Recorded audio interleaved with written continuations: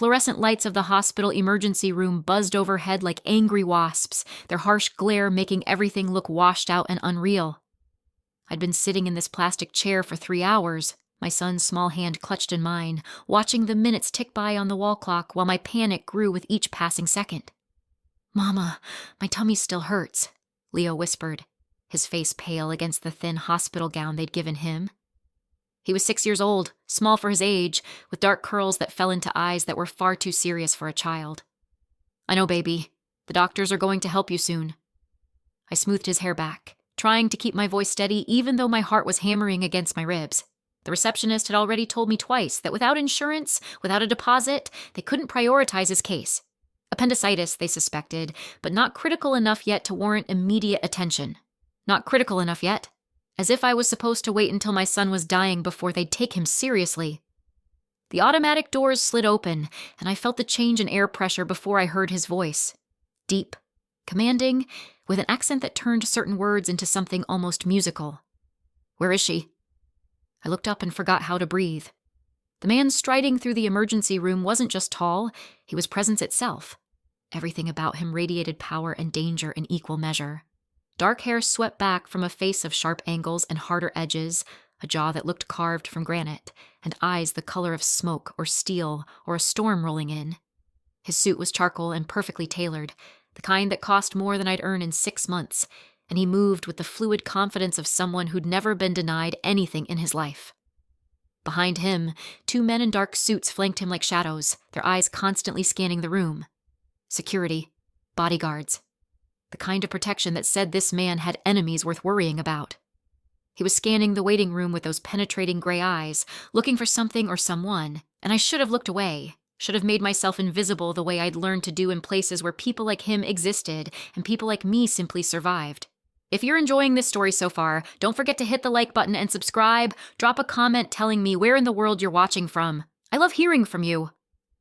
But then Leo whimpered beside me, and the sound of my son's pain made everything else fade away.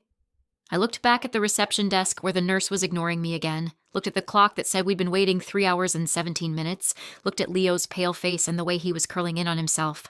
And I made a decision born of pure desperation. I stood up, scooped Leo into my arms, even though he was getting too big for me to carry easily, and walked directly toward the man who looked like he could buy this entire hospital with a phone call. He noticed me approaching. Those gray eyes locked onto mine, and I saw him take in everything with a single glance. My worn jeans and faded sweater, the exhaustion I wore like a second skin, my son's hospital gown, the desperation that must have been written all over my face. I stopped in front of him, aware that his security team had shifted position to assess whether I was a threat. The man himself simply waited, expressionless, for me to speak. "Please," I heard myself say, my voice barely above a whisper. "Please pretend you're my husband." The words hung in the air between us. His expression didn't change, but something flickered in those steel gray eyes. Interest, maybe, or surprise that someone had dared to approach him with such an absurd request. One of his security guards moved forward, but the man raised a hand, stopping him with a gesture so slight it was almost imperceptible. "Explain," he said. Just one word, but it wasn't a question. It was a command. I shifted Leo's weight, my arms already aching. "My son needs surgery, appendicitis. They won't take him back without insurance or a deposit I don't have. But if they think," I swallowed hard, "if they think his father is here, someone important, someone who can pay, you want me to lie to hospital administration so your son receives treatment." His voice was flat, analytical, as if he was examining a business proposition. "Yes." I met his eyes directly, even though everything in me wanted to look away from that intense gaze. "I know it's crazy. I know I have no right to ask. But he's 6 years old and he's in pain, and I'm out of options, and I just..." My voice cracked. "Please. I'm begging you." The man studied me for a long moment. Then his eyes moved to Leo, who was watching him with that solemn, frightened expression children get when they're trying to be brave. Something in the man's face shifted, softened almost imperceptibly. "What's his name?" he asked. Leonardo. "And yours?" "Sophia. Sophia Reyes." He nodded once, as if confirming something to himself. Then he turned to one of his security guards. "Mikhail, get the hospital administrator, now. Tell them Dmitry Volkov is here regarding his son's emergency surgery." My knees went weak with relief. "Thank you. God, thank you so much." "I don't pretend," he interrupted, his gray eyes locking onto mine with an intensity that made my breath catch. "If I'm going to be his father, I'm going to be his father. Do you understand what that means?" I didn't, not really, but I nodded anyway, because Leo made another small sound of pain, and nothing else mattered except getting him help. Dmitry, I couldn't think of him as anything else now that I knew his name. Looked at Leo again. "May I?" he asked, holding out his arms. I hesitated for only a second before transferring my son to him. Leo went willingly, too exhausted and hurting to protest, and I watched as this dangerous stranger adjusted his hold with surprising gentleness, supporting Leo's weight as if it was nothing. "You're very brave," Dmitry said to Leo, his voice softer than it had been with me. "Your mother has been taking good care of you, yes?" Leo nodded against Dmitry's shoulder, and I saw my son's small hand fist in the expensive fabric of Dmitry's suit jacket. The hospital administrator appeared within minutes, a thin man in his 50s who took one look at Dmitry and went pale. "Mr. Volkov, I had no idea. We weren't informed." "My son needs surgery," Dmitry said, his voice returning to that hard, commanding tone. "Appendicitis. He's been waiting for over 3 hours. Explain to me why a child in pain has been made to wait this long." "There was a question of insurance, of payment." "Are you telling me," Dmitry interrupted, and there was something lethal in his voice now, "that you've been denying treatment to a 6-year-old child because of paperwork?" The administrator was sweating now. "No, of course not. We would never— We'll get him into surgery immediately, Mr. Volkov. Our best pediatric surgeon. I'll handle everything personally." "You will." Dmitry shifted Leo slightly. "And administrator, if anything happens to him, if there are any complications due to your delay, I will hold you personally responsible. Do we understand each other?" The threat was delivered so calmly, so matter-of-factly, that it took a moment for the weight of it to land. The administrator's face went from pale to gray. "Yes, Mr. Volkov. Absolutely. Please, this way."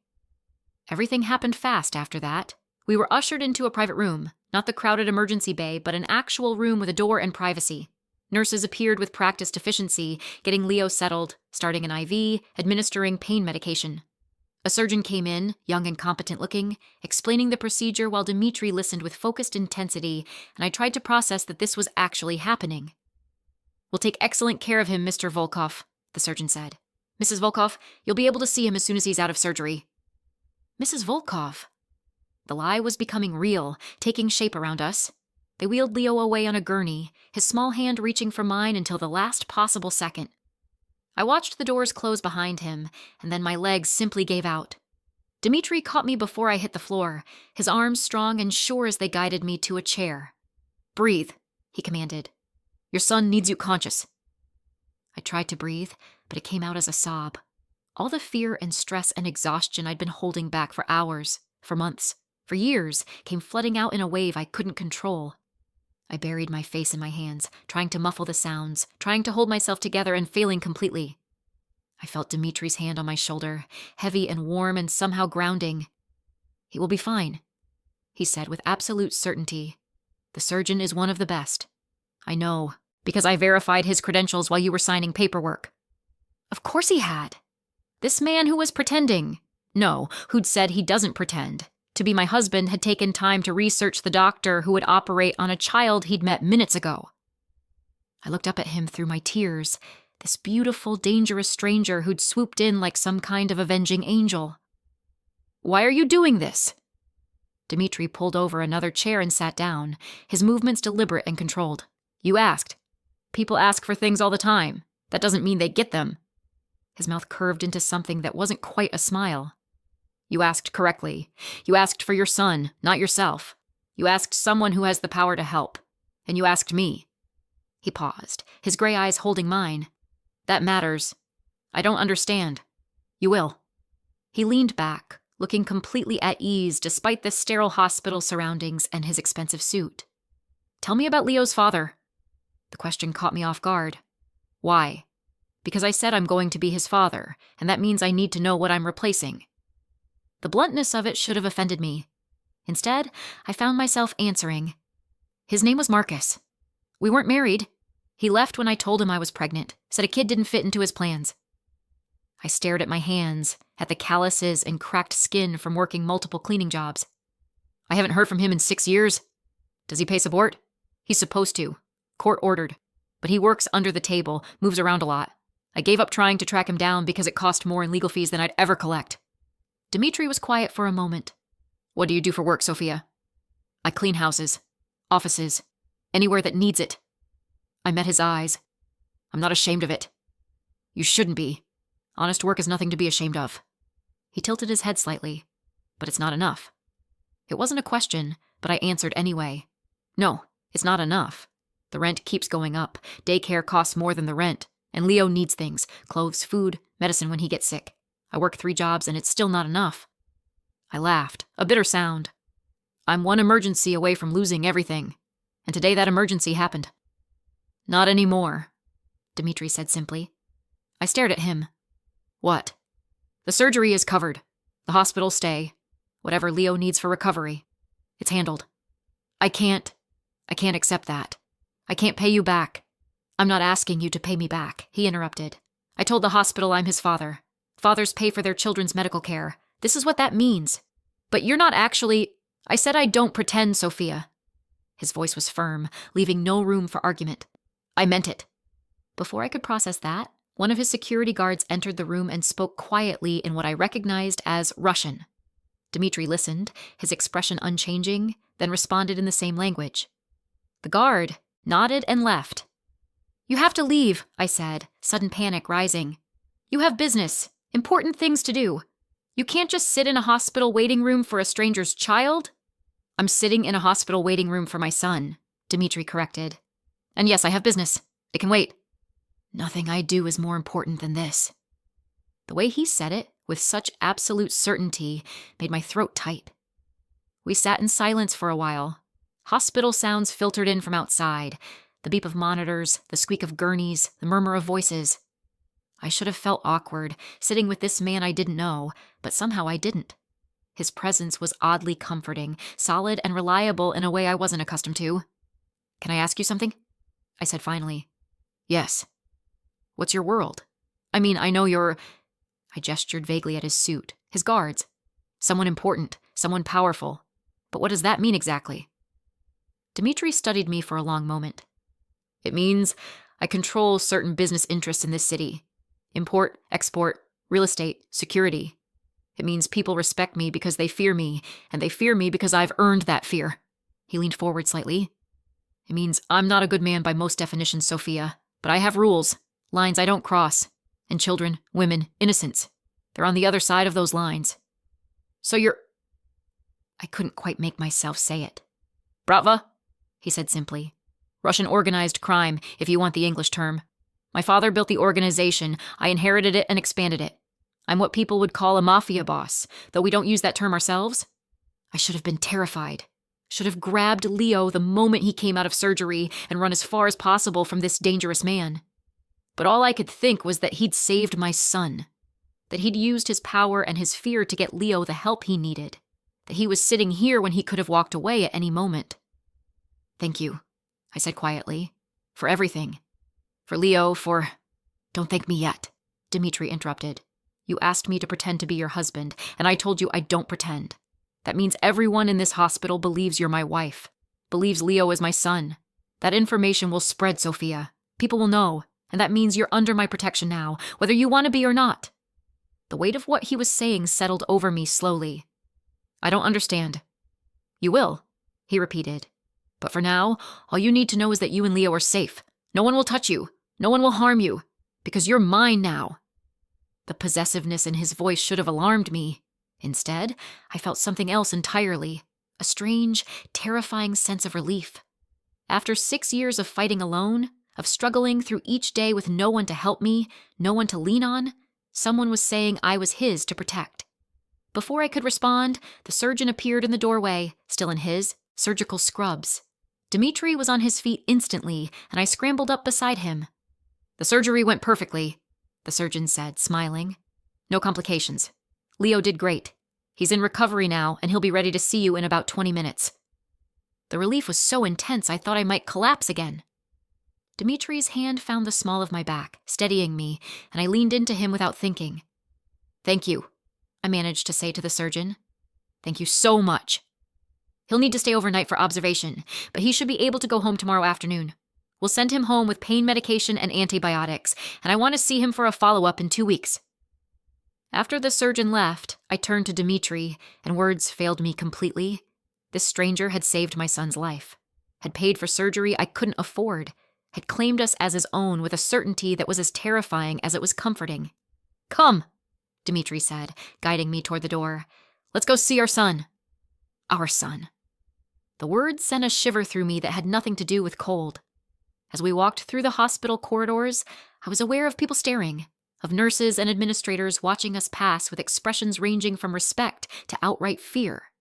Dmitry Volkov commanded attention simply by existing, and now, walking beside him with his hand on my back, I was part of that presence.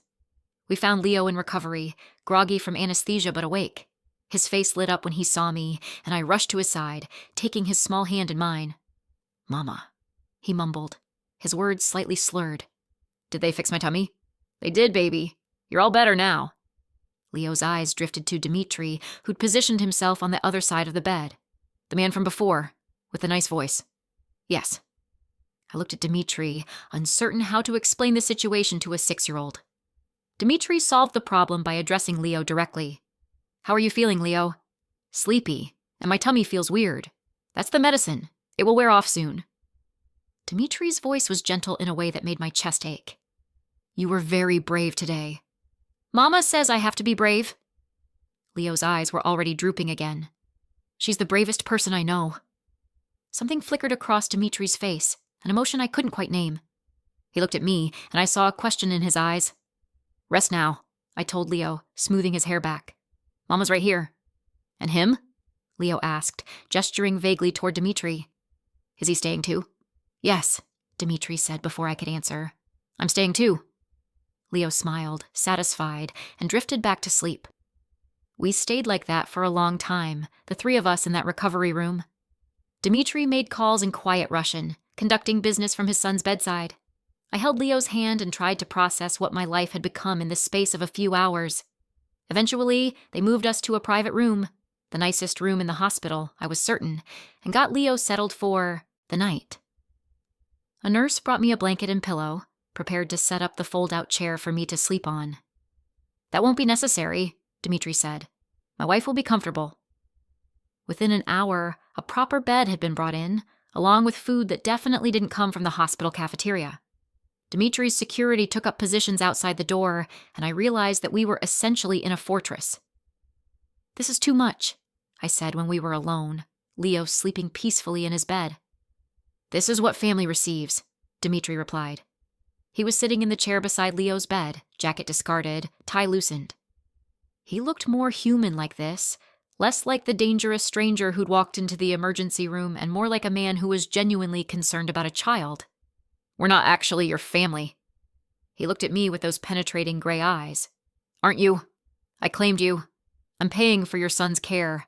I'm sitting in a hospital room at 3 a.m, making sure both of you are safe. What part of that doesn't sound like family to you, Sophia?" I didn't have an answer for that. "Go to sleep," Dmitri said, his voice gentling. "Tomorrow we'll figure out what comes next." I wanted to argue, wanted to maintain the independence I'd fought so hard to preserve, but I was exhausted beyond measure, and for the first time in years, I felt safe, protected. So I lay down on the surprisingly comfortable bed they'd brought in, pulled the blanket around myself, and let sleep claim me while Dmitry Volkov kept watch over us like some kind of guardian angel.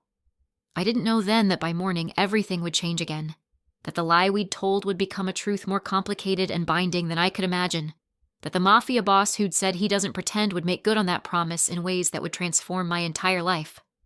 All I knew as I drifted off was that for one night, Leo and I weren't alone anymore, and somehow, impossibly, that felt like enough. I woke to sunlight streaming through hospital windows and the sound of Leo's laughter. For a disorienting moment, I didn't remember where I was or why my son's giggle sounded so carefree when he'd been in surgery yesterday. Then I opened my eyes and saw Dmitri sitting beside Leo's bed, holding up his phone to show my son something on the screen. Leo was propped up against pillows, looking pale but infinitely better than he had 12 hours ago, his face animated as Dimitri scrolled through what appeared to be photos. "And this one," Dimitri was saying in that accented voice that somehow made everything sound important, "is from the Hermitage Museum in St. Petersburg. See the gold? That entire room is covered in gold." "Whoa," Leo breathed. "Is it real gold?" "Very real. 24 karat. Dimitri glanced up and saw me watching. Something in his expression softened. "Your mother is awake."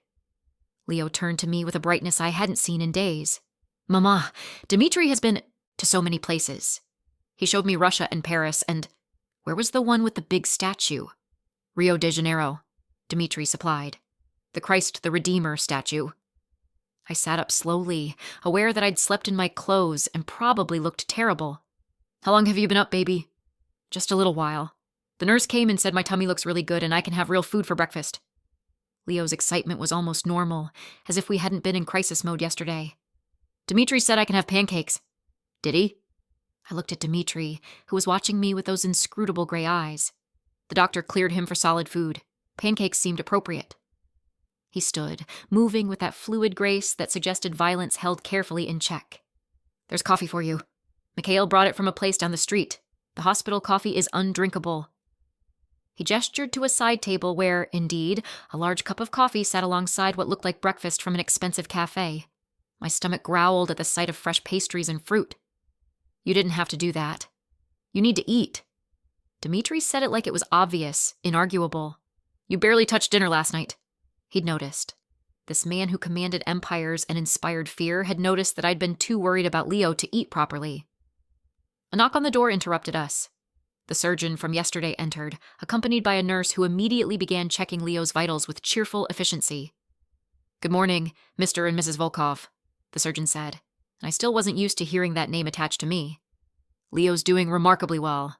The incision looks clean, no signs of infection, and his recovery is progressing exactly as we'd hope." "When can he go home?" I asked. "This afternoon, as planned. I'll write prescriptions for pain management and antibiotics. He'll need to take it easy for about 2 weeks. No running, jumping, or rough play. Light activity only. And I want to see him back here in 2 weeks for a follow-up."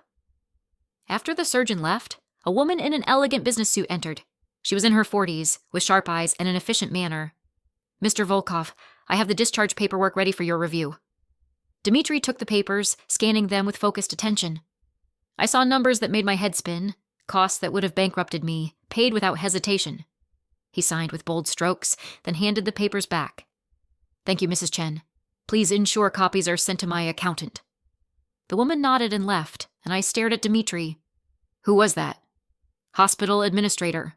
The one who ensured Leo received immediate care yesterday." His tone suggested there was more to that story, but he didn't elaborate. Leo's pancakes arrived. Not hospital food, but fluffy golden pancakes from what I recognized as an upscale brunch place in Manhattan. Someone had driven across the city to get breakfast for a 6-year-old. I moved to the side table where my coffee waited, and Dimitri followed. When we were out of Leo's hearing, he spoke quietly. "We need to discuss what happens next." My stomach tightened. "You've done more than enough. Once Leo's discharged, we'll go back to our apartment and you can return to your life." "No." The single word was delivered with such finality that I stopped talking. "Sophia, listen to me carefully." Dimitri turned to face me fully, and I was struck again by how commanding his presence was. "Yesterday, I claimed you and Leo as mine in front of hospital staff, administrators, and security personnel. That information has already spread. By now, everyone in my organization knows that Dmitri Volkov has a wife and son." "But it's not real." "It's real enough," he interrupted. "In my world, appearances are reality. I have enemies, Sophia. Rivals who would love to find a weakness they could exploit. And now they think you and Leo are that weakness." The blood drained from my face. "What are you saying?" "I'm saying that you can't go back to your old life. Your apartment isn't secure. Your neighborhood has no protection. Anyone looking to hurt me could get to you easily." His expression was hard, unyielding. "I'm saying that you and Leo need to come home with me. To my home, where I can ensure your safety." "That's crazy. We can't just move in with you." "You can, and you will." Dimitri's voice softened slightly. "I understand this isn't what you expected when you asked for my help yesterday, but the moment I claimed you, Everything changed. I won't leave you and Leo vulnerable because I didn't think through the consequences. I wanted to argue, to insist on my independence, to maintain the life I'd built even though it was held together with duct tape and determination. But the fear in his eyes was real. This man who commanded respect through intimidation was genuinely worried about our safety.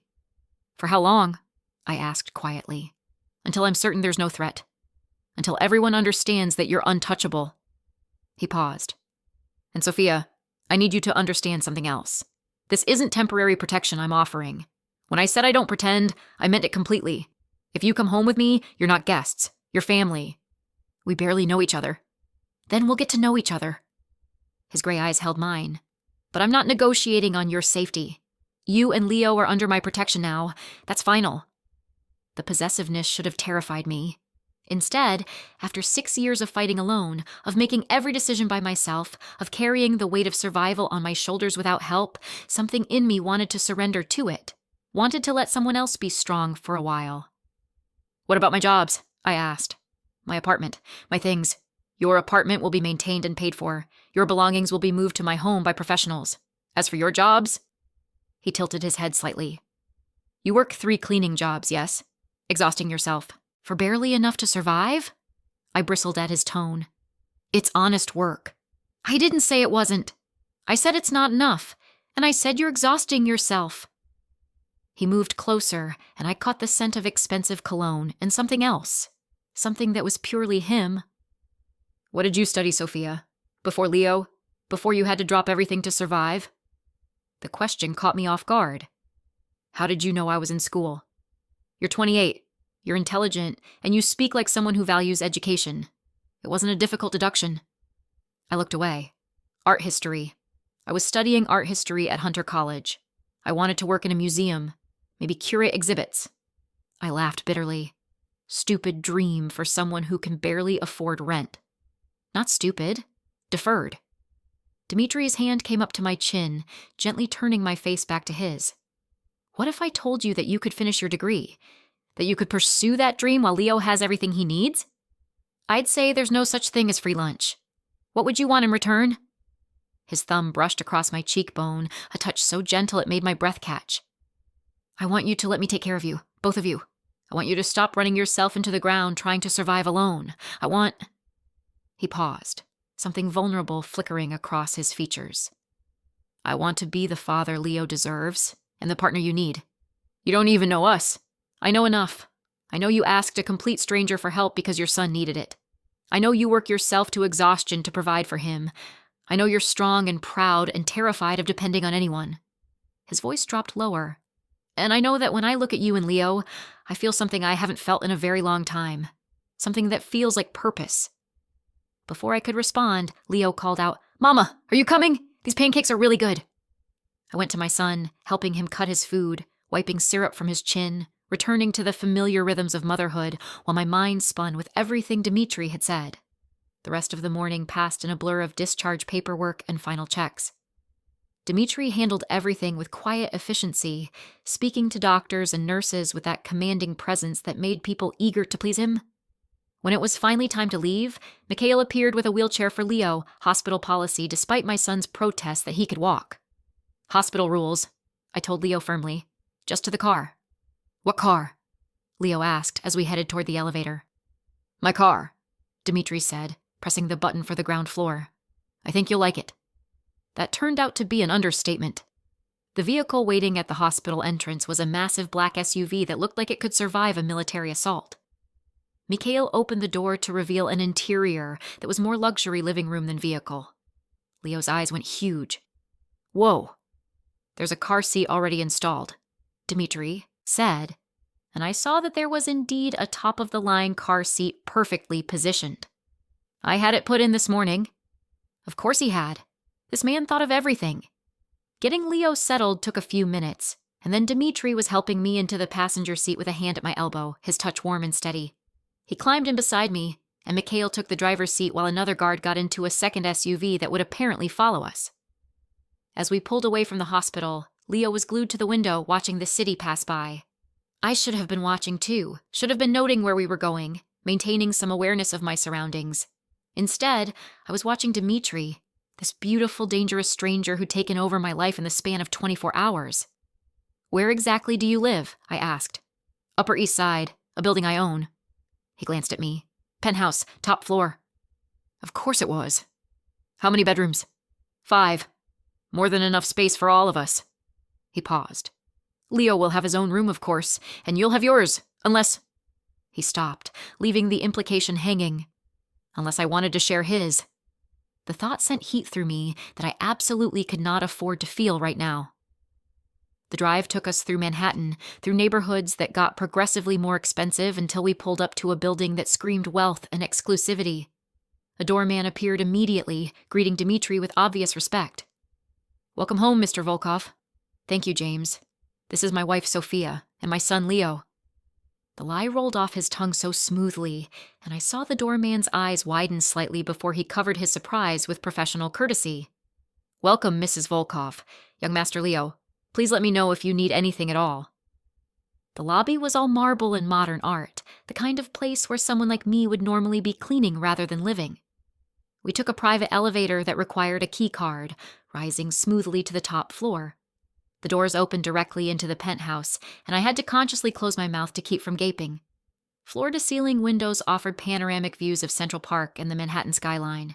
The space was enormous, decorated with that casual elegance that came from having more money than sense. Modern furniture mixed with what I recognized as genuine antiques, art on the walls that might have been museum quality. "Whoa," Leo breathed, speaking for both of us. "Mama, it's like a castle." "Not quite a castle," Dmitri said, but there was amusement in his voice. "Come, let me show you your room, Leo." We followed him through the penthouse, past a gourmet kitchen that made me want to weep, a living room that could have fit my entire apartment, a dining room with a table that could seat 12.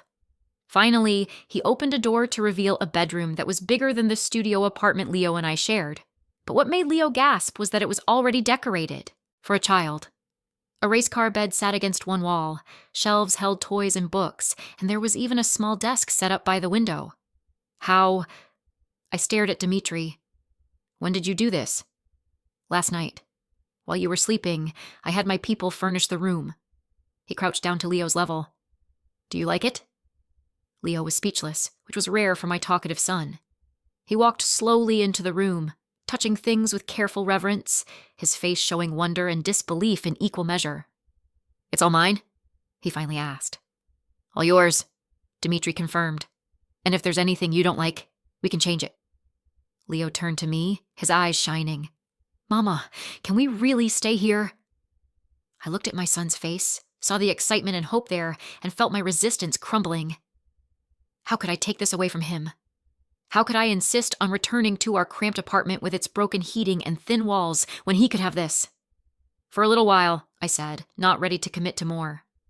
"If you're hooked on this story, make sure to subscribe and turn on notifications so you never miss an upload. Your support means everything and helps me bring you more emotional stories like this one." Dmitri stood, and I saw satisfaction in his expression. He'd known exactly what he was doing, showing Leo first, making it impossible for me to refuse without disappointing my son.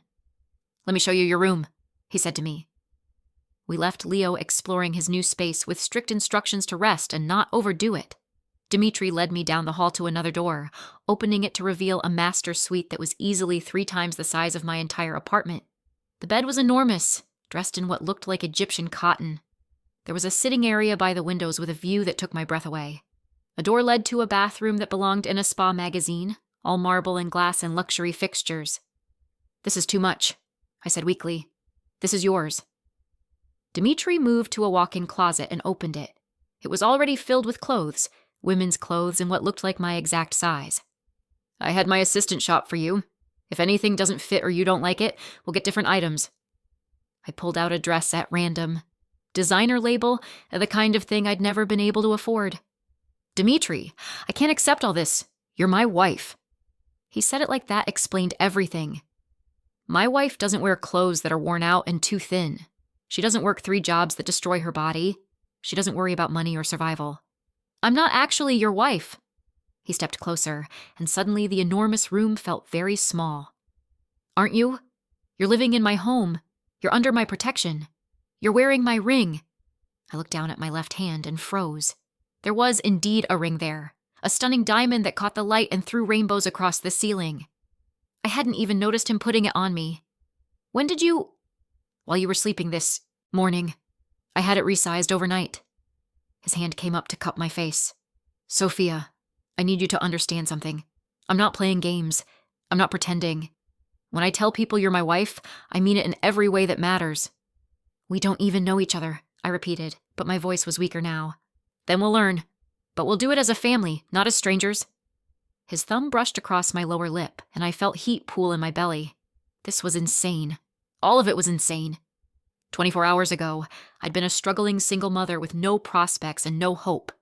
Now I was standing in a penthouse, wearing designer clothes and a diamond ring, being claimed by a man who looked at me like I was something precious. I'm scared, I admitted quietly. I know. His voice was gentle. But you don't have to be scared alone anymore. That's what this means, Sophia. You don't have to carry everything by yourself. A knock on the door interrupted us. Mikhail appeared, speaking quietly in Russian. Dmitri responded in the same language, his expression hardening slightly. I need to handle some business, he said to me. There are things that can't wait. But I'll be back for dinner, and we'll eat together, all three of us. He paused. There are guards posted discreetly throughout the building. You and Leo are completely safe. If you need anything at all, press this button. He showed me a panic button that had been installed by the bed. The sight of it drove home exactly what kind of world I'd entered. Okay, I said, because what else could I say? Dmitri leaned down and pressed a kiss to my forehead, a gesture that felt both possessive and tender. Welcome home, Mishka. Little mouse. The endearment in Russian made my heart skip. Then he was gone, and I was alone in this enormous bedroom, wearing clothes I hadn't chosen, bearing a ring I hadn't agreed to, living in a penthouse that belonged to a man I'd met yesterday. I should have been terrified, should have been planning my escape, figuring out how to get Leo and run from this gilded cage. Instead, I walked to the window and looked out at Central Park spreading green below me, at the city where I'd struggled and survived for so long, and I felt something I hadn't felt in years. Safe. For the first time since Leo was born, I felt genuinely, completely safe, and that terrified me more than anything else. I spent the afternoon exploring the penthouse with Leo, who was supposed to be resting but had too much excited energy to sit still. We discovered a library with floor-to-ceiling bookshelves, a media room with a screen that took up an entire wall, and, to Leo's absolute delight, a terrace with a view of the park. Can we really stay here, Mama? Leo asked for the 100th time, his hand in mine as we stood on the terrace watching the city below. For a little while, I repeated, still not ready to commit to more, even though I could feel myself being pulled deeper into Dimitri's orbit with every passing hour. I like Dmitri, Leo said thoughtfully. He's nice, and he knows about so many things, and he doesn't talk to me like I'm stupid like some grown-ups do. My heart clenched. What do you mean, baby? He talks to me like I'm a real person, like what I think matters. Leo looked up at me with those two serious eyes. Is he going to be my dad? The question hit me like a physical blow. Leo, it's complicated. Because I'd like it if he was, Leo continued. I know I don't have a dad like other kids, and I know that made you sad sometimes, even though you tried not to show it. But if Dmitri could be my dad, I think I'd like that. I knelt down to Leo's level, ignoring my body's protests. Baby, listen to me. Dmitri is helping us right now. He's being very kind to us. But that doesn't mean what? Dimitri's voice came from behind us, and I spun to find him standing in the doorway to the terrace. He'd shed his suit jacket and tie, rolled up his sleeves, and somehow looked even more devastating in casual mode. Leo pulled away from me and ran to Dmitri despite his recent surgery, and I winced even as I watched my son wrap his arms around Dimitri's legs. Easy, Dmitri said gently, scooping Leo up with care for his incision. Your mother will kill me if you hurt yourself.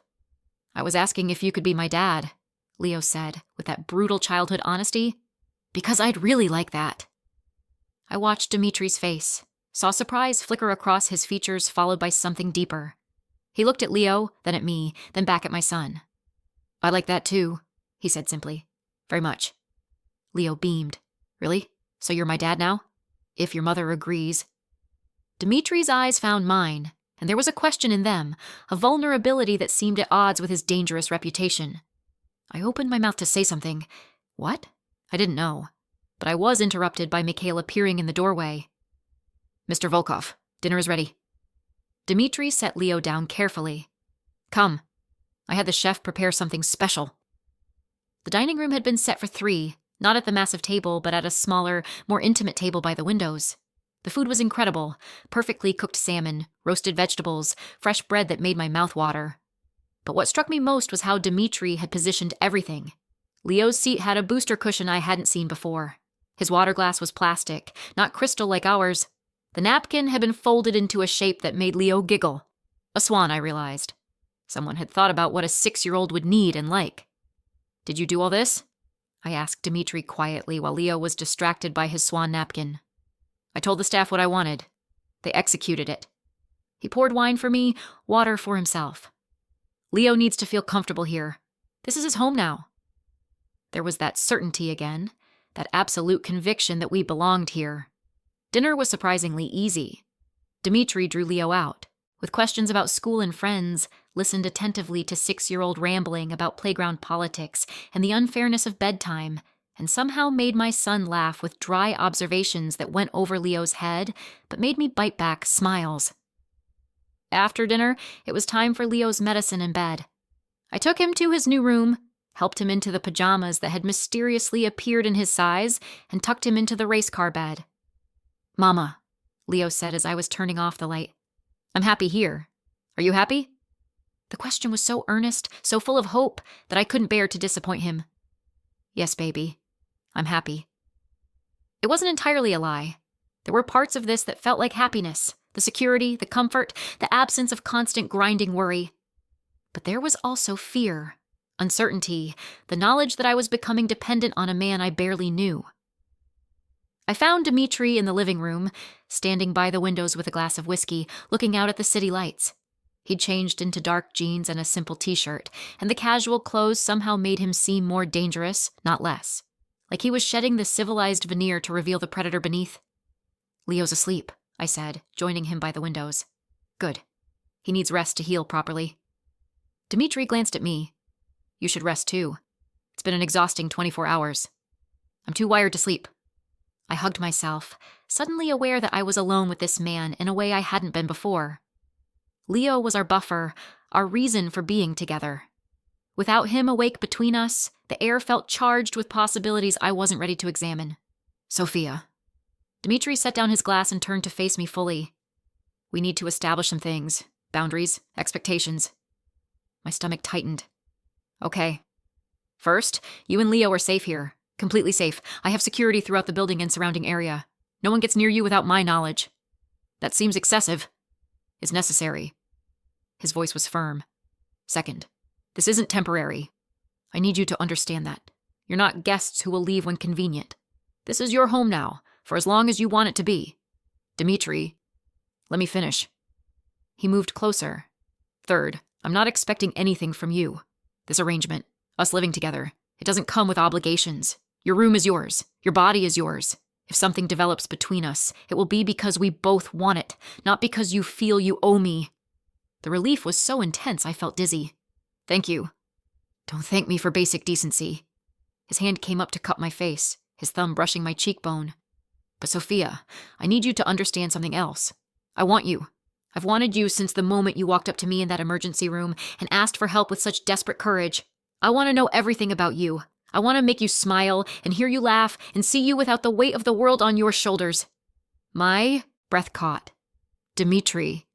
But I'm patient, he continued. I can wait until you're ready, until you trust me, until you look at me and see something other than the stranger who saved your son. I already see more than that, I admitted quietly. I see someone who thinks of everything, who put a car seat in his vehicle and stocked Leo's room with toys and made sure the napkin was folded into a swan because he knew it would make a little boy smile. I see someone who's dangerous but gentle, powerful but kind. Something fierce and possessive flared in his eyes. Sophia? But I'm also terrified, I continued, because I've been alone for so long, and depending on someone feels like standing at the edge of a cliff. What if you change your mind? What if this is temporary for you even if you say it isn't? What if Leo gets attached and then you leave, and I have to pick up the pieces of his broken heart along with mine? Dimitri's other hand came up, framing my face between his palms. I don't leave. That's not who I am. When I commit to something, I commit completely. His forehead touched mine. I'm not Leo's father. I'm not your husband. You're right about that. But I want to be both those things. I want to earn the right to those titles. Why? The question emerged as barely a whisper. Why us? You could have anyone, Dimitri. Someone from your world who understands it, who isn't constantly terrified and out of her depth. Because you're real, he interrupted. Because you asked for help not for yourself, but for your son. Because you work 3 jobs and walk miles in the rain and smile at strangers even when you're drowning. Because when I look at you, I see strength I've never encountered before. Not the strength that comes from power or fear, but the strength that comes from love. He kissed me then, soft and careful, asking rather than taking. I should have pulled away, should have maintained distance, should have protected myself. Instead, I kissed him back, letting myself fall into the sensation of being wanted, being cherished, being seen. His hands were gentle in my hair, his mouth warm and patient as he explored mine, and I felt something in my chest crack wide open. When we finally broke apart, both breathing hard, Dimitri rested his forehead against mine again. Go to bed, Mishka, he said, his voice rough. Before I forget my promise to be patient. I wanted to stay, wanted to fall into him and forget all the reasons this was complicated and terrifying, but he was right. I needed time to process, to think, to figure out what I was doing. Good night, Dimitri, I said, pulling away reluctantly. Good night, Sophia. His eyes tracked me as I walked away, and I could feel the weight of his gaze like a physical touch. In my enormous bedroom, I changed into the silk pajamas that had been provided and climbed into the most comfortable bed I'd ever experienced. Through the walls, I could hear the faint sounds of the city below, so different from the sirens and arguments that usually formed my soundtrack. My phone buzzed with a text from an unknown number. I opened it to find a message from Dimitri. Sleep well. You're safe. You'll always be safe. I fell asleep holding my phone, that message glowing in the darkness, and dreamed of dangerous men with gentle hands and futures I'd never dared to imagine. The first week in Dimitri's penthouse passed in a blur of adjustment and discovery. Leo healed quickly, his incision mending with the resilience of childhood, and he adapted to our new life with an ease that both relieved and worried me. He'd already started calling Dimitri Papa without hesitation, and I watched my son bloom under the attention of a man who seemed genuinely invested in his happiness. Dimitri was patient with both of us, giving me space while making his presence felt in 1,000 small ways. Fresh flowers appeared in my room each morning. Books on art history materialized on my nightstand. He joined us for breakfast before leaving for whatever business occupied his days, and he was always home for dinner, treating it like sacred time when nothing could interrupt our family meal. Family. That's what we were starting to feel like. But the outside world was beginning to intrude in ways I couldn't ignore. It started with Detective Sarah Chen appearing at the building entrance one morning, asking to speak with me. The doorman immediately contacted Dimitri, who arrived within minutes, his expression cold and controlled in that way that meant he was furious.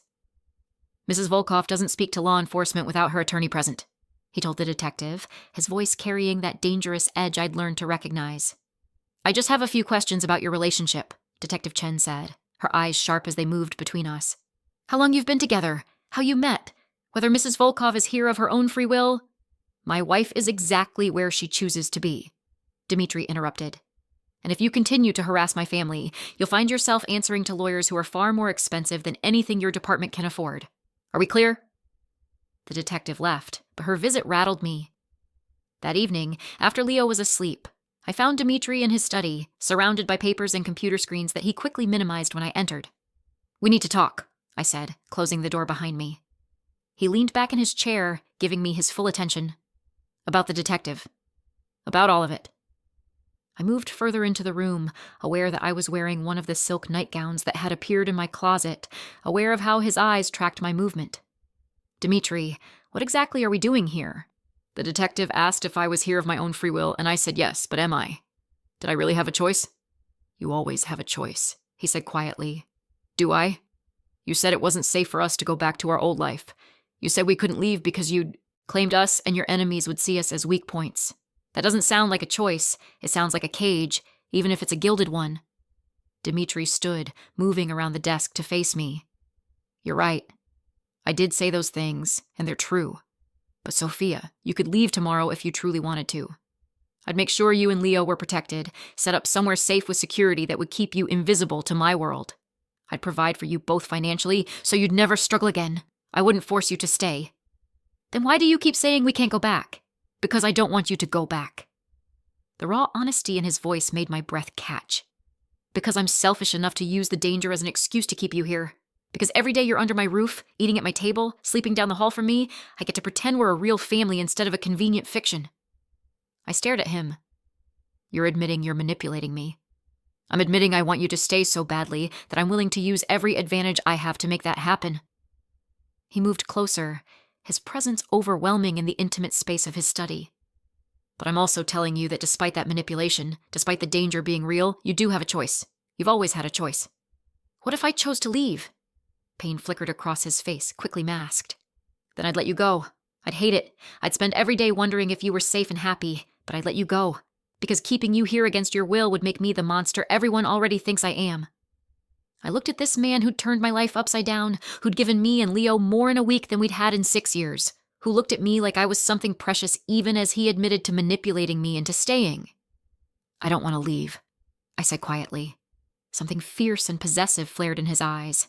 Sophia, but I need to know this is real, that we're building something genuine, not just playing roles because circumstances forced us together. I moved closer to him, drawn by that magnetic pull I'd been fighting since the hospital.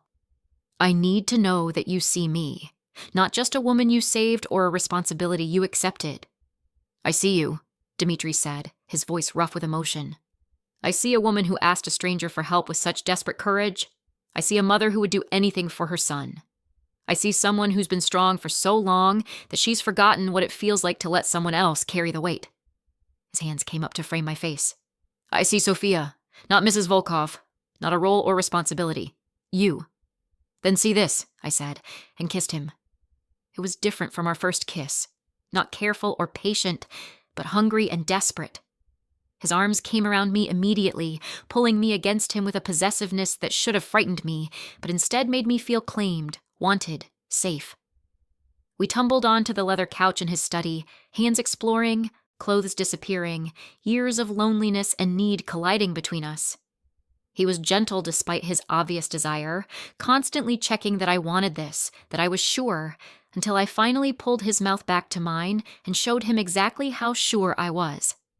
Afterward, lying tangled together on the couch with my head on his chest, listening to his heartbeat slow, I felt something settle in me.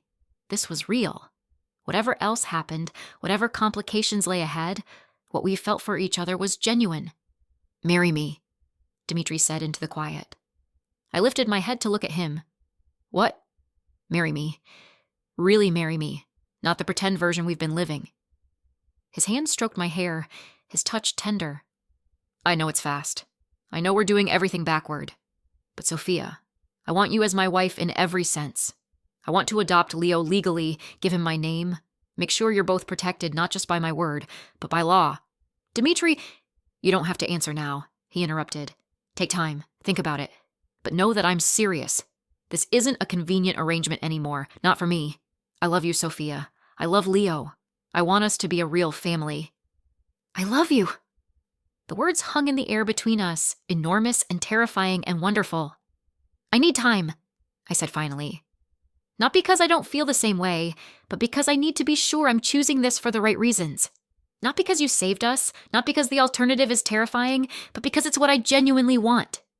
Take all the time you need, Dimitri said, pulling me closer. I'll wait.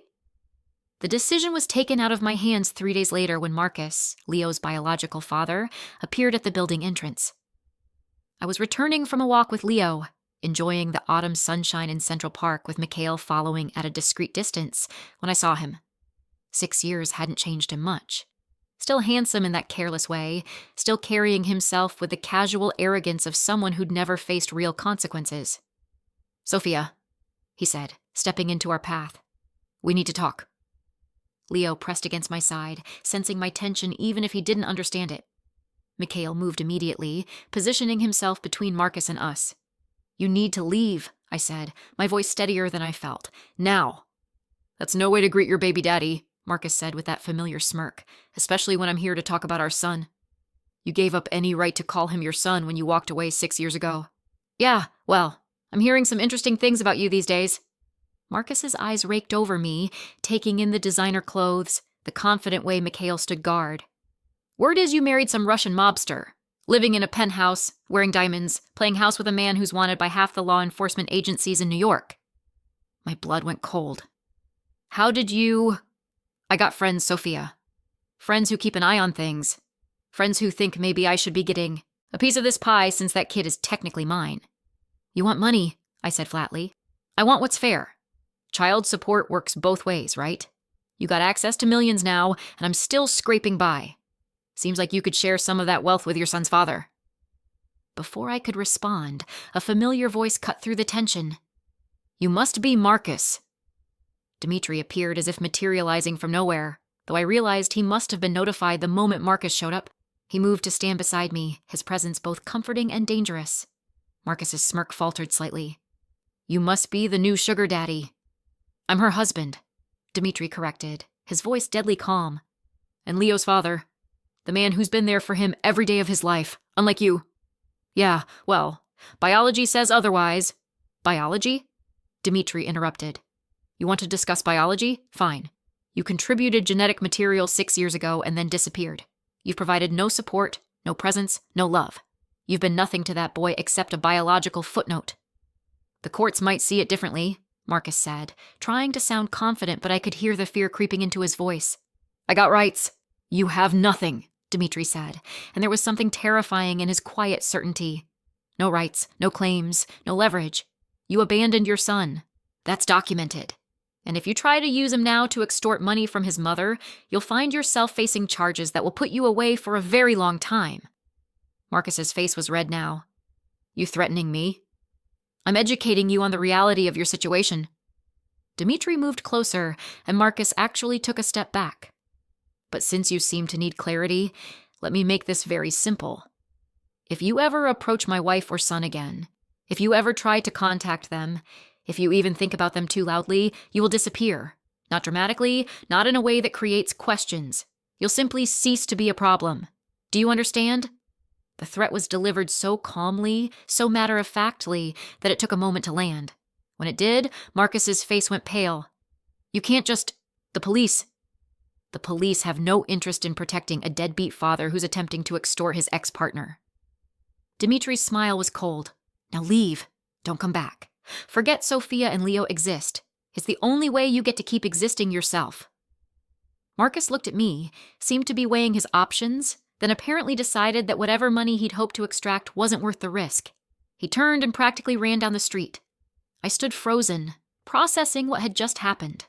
The casual threat, the absolute certainty that Dmitri could make someone disappear, the reminder of exactly what kind of man I'd tied myself to. Mama? Leo's small voice broke through my shock. Who was that man? No one important, baby, I said, forcing my voice to remain steady. Just someone who got confused. But Leo wasn't fooled. He looked up at Dmitri. Papa, you scared him away. Yes, Dmitri said simply. Because he was being rude to your mother, and I don't allow anyone to be rude to people I love. We went back inside, and I got Leo settled with a snack and a movie while my mind raced.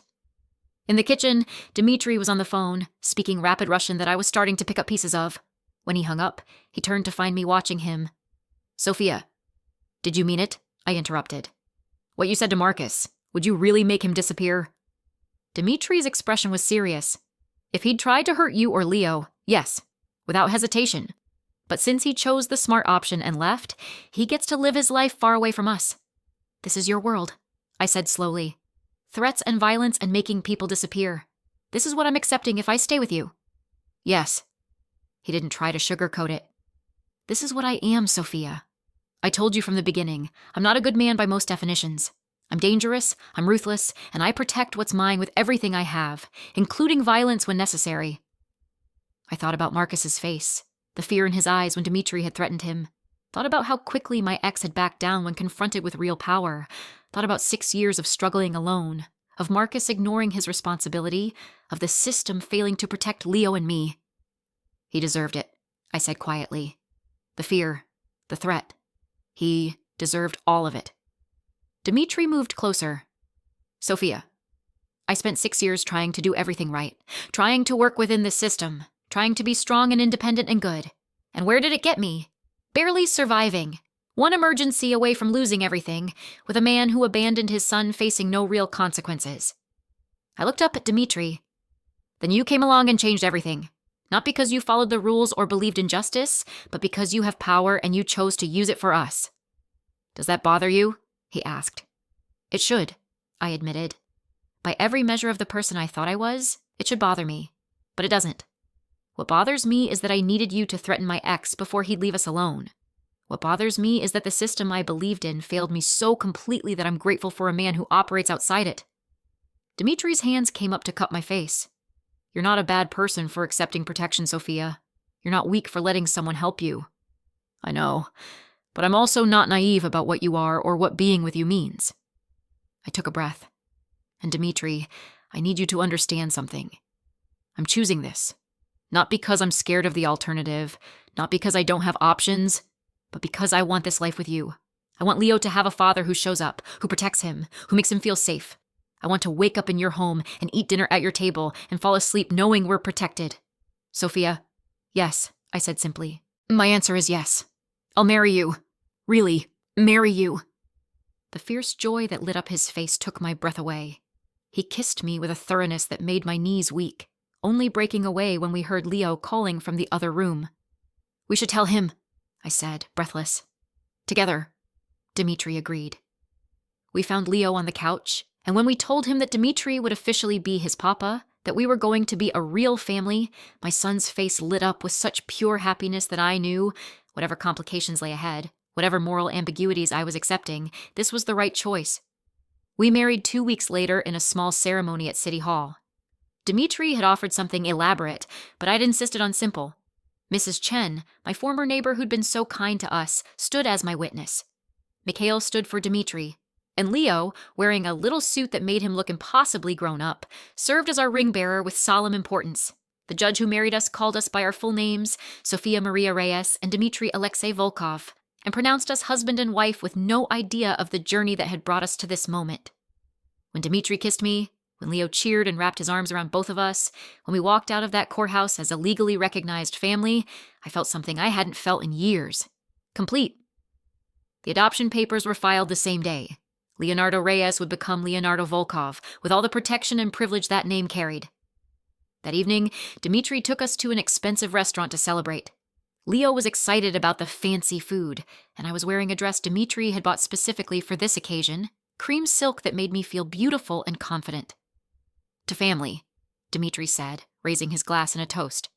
To new beginnings and futures we're building together.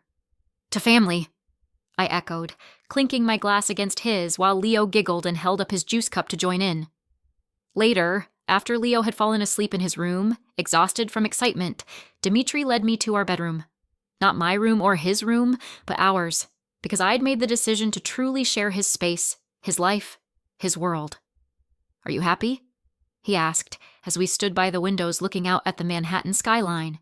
Yes, I said, and meant it completely. I'm happy. Even knowing what I am, what being married to me means. I turned to face him fully. Dimitri, I'm not naive. I know you're dangerous. I know you've done things that most people would consider unforgivable. I know that being your wife means accepting a world that operates by different rules than the one I grew up in. And you can live with that. I can live with you protecting us, I said. I can live with you using your power to keep Leo safe, to give us a life we never could have had otherwise. I can live with being loved by a dangerous man who chose to be gentle with me and my son. His arms came around me, pulling me close. I will always be gentle with you, Mishka, and fierce with anyone who threatens you. I know, I said, leaning into his strength. That's why I'm here. We made love that night as husband and wife, not just bodies coming together, but souls finding completion. And afterward, lying in his arms in the darkness, I thought about the journey that had brought me here. A desperate plea in a hospital emergency room. A stranger who'd said he doesn't pretend. A dangerous man who'd kept his word in every way that mattered. I'd asked Dimitri to pretend to be my husband to save my son. Instead, he'd become my husband in truth. Had become Leo's father not through biology, but through choice and commitment and love. The future stretched ahead of us, uncertain and complicated and probably filled with challenges I couldn't predict. But we'd face them together, as a family, united by bonds that had been forged in crisis and strengthened by choice. I love you, I whispered into the darkness. I love you, Dmitri responded, his arms tightening around me. Both of you. Always. And in that moment, in that penthouse high above the city where I'd struggled and survived for so long, I knew with absolute certainty that I'd made the right choice. Not the safe choice, not the conventional choice, but the right choice for us, for Leo, for the family we were building from unexpected pieces. Dmitri Volkov had told me he doesn't pretend. He'd promised to be Leo's father, to be my husband, to protect us with everything he had, and he'd kept every single promise. That was enough. More than enough. It was everything. Thank you so much for watching until the end. If you love this story, check out the other videos on your screen now. I think you'll really enjoy them. And don't forget to subscribe if you haven't already. See you in the next story.